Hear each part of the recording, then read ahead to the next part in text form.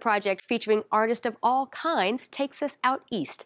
Producer Joan Farr travels to Kinston to learn how one man's vision and the power of art have transformed a neighborhood. The SMART initiative aims at restoring historic homes and drawing artists to this area, also known as Mitchelltown. Stephen Hill, local entrepreneur and co-founder of Mother Earth Brewing, talks about this project and how it got started. I was sitting on the deck at Mother Earth, and there was a house on the corner down here, and it was like ugly. And it's like, I can't sit on that deck and look at that for the rest of my life. So we purchased the house.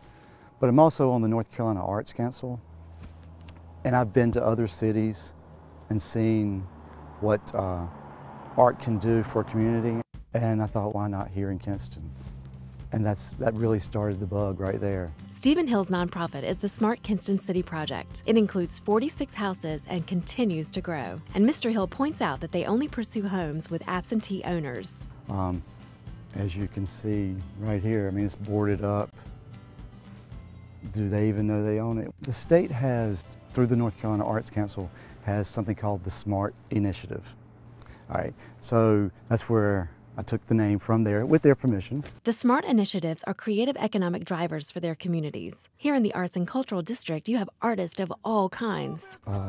So we have visual artists, we have musicians, we do have brewers who live here. But the whole concept with the Arts and Cultural District is the city deemed it that so that the artists can actually work in their home, show their wares, and sell right there. One of those artists, a brewer and restaurateur, explains the project. Everybody at the top level of this project are artists or are art appreciators or understand that art creates jobs and that art creates interest and revitalization for a community. People that come out and participate, they come to the Red Room here to see live music. They eat at the Chef and the Farmer or Ginger 108 or in the Boiler Room or, you know, hopefully soon in my restaurant. Matthew Hart and I lived in the Red and Black House, and it's quite an experience. Long-standing residents and those of the Smart Kinston City Project live in the community. Backyard barbecues and jam sessions are commonplace. They play banjo and guitar, and you know, they just get together, and it's, you know, it's all races, everything, and it's a great thing for my heart. I mean, just to see. I mean, I want to live here. Matthew Hart, one of the first residents in the SMART initiative, spoke to us about the movement and the friends he's made through music in this community. It was a fun place to live. It was the first house to be done for the SMART initiative. And then the houses across the street, and then a few others on Mitchell, and now it's just exploding. I'm a musician, I play guitar and bass, and I sing a bit. I don't like to admit that, but I do. Well, we're here in the Red Room right now, and this is where I do a lot of my performing. Matthew is a member of the Craig Harrison Quartet, which sometimes features good friend Linwood Hardy. He's a great local musician from this area, one of my best friends. He used to play in James Brown's band or with Maceo Parker, and he's a real fixture in our community, and he's a real bastion for me. I mean, any musician should never go a day without playing, and I like to hold to that. Come on and love me. Love me again. Come on, baby.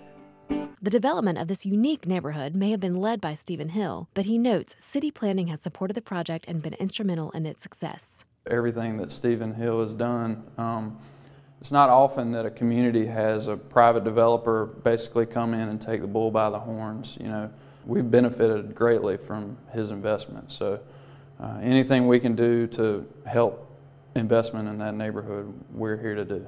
The changes and revitalization in this part of town are an outward display of the greater community in Kinston, North Carolina. That's one thing that I appreciate the most is, you know, just seeing how much people care about this community. I mean, our public meetings are always well attended. Everybody reads the newspaper. Everybody's in tune and focused. Colorful hues greet you along the streets here, and it's easy to pick out which houses are part of the project.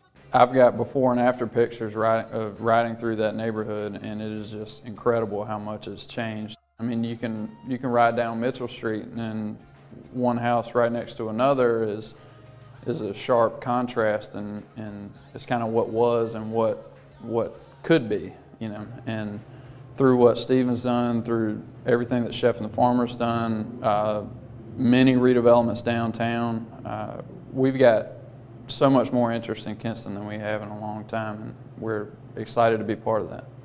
This is one of the renovated homes on Peyton Avenue. The house, built in 1890, was restored back to its original glory and historic beauty, right down to the original mantels. Those mantels were made back in the day right here in North Carolina at the Greensboro Mantle Company. This house was right before being condemned. The wood was falling off, the roof was falling in. It was in bad shape. And then all of a sudden, you got this beautiful buttercream house that has come back to life. Stephen Hill says restoring this neighborhood is just the beginning. There are plans in the works to create an art trail accessible by foot or bike, winding from the African American Music Park all the way to the Woodman Center. So you'll bike and walk through this neighborhood, you know, and see all this art that's on people's porches, and you know, the community. It's going to be awesome. I can tell you 5 years ago, they wouldn't even thought of putting it through this neighborhood. I mean, it's just, art has changed this community. Ooh, it makes me tear up. I mean, it just has changed it dramatically. Makes me proud, you know, to be part of this and to have been one of the first people here. But I love what's happening. I mean, it's really attracted a lot of young artists. People see things that are changing and they feel good about where they live, which is something that hasn't been the case there for many years leading up to when that Smart District was created. More information about the Smart Kinston City project can be found at smartkinston.com.